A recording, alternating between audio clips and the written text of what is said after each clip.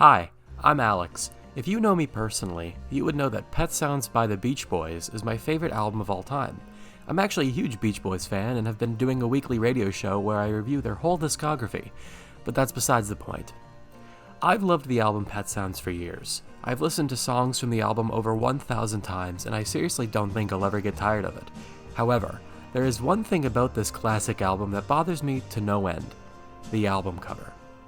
Wait, don't comment or click off just yet, because I bet you're wrong about what you think I mean by that. Let me explain. I like the Pet Sounds album cover. Admittedly, I didn't like it at first. I thought a photograph of the best-selling American act of the 1960s feeding goats at the San Diego Zoo with bright yellow Cooper black lettering telling the world the name of the band was tacky, old-fashioned, and bizarre. And in some ways that's still true, but I've fallen in love with it and have learned to really appreciate it.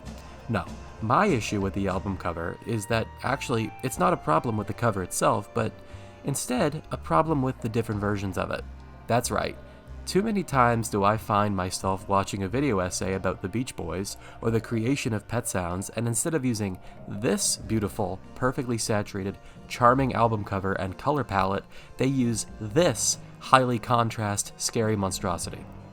Am I being hyperbolic? Maybe, but there is definitely a difference. Now, that particular album cover is used on Spotify, I can't speak for Apple Music, to represent the stereo plus mono mix album, which I was guilty of listening to exclusively until Spotify finally decided to put the regular stereo mix on the album as its own thing, but that's a rant for another day.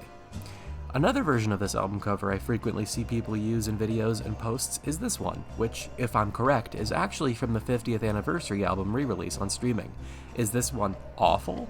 Not necessarily, but it's worse than that. It's incorrect.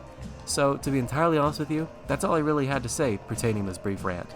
In short, make sure you're using the right album cover when you're talking about Pet Sounds, unless you're talking about a 50th anniversary re-release or a mono and stereo collection on streaming. Thank you for watching, go listen to Pet Sounds, and maybe check out my review of it, link below. Okay, bye. Not at all. No, I don't like People using the wrong Pet Sounds cover. at all. No.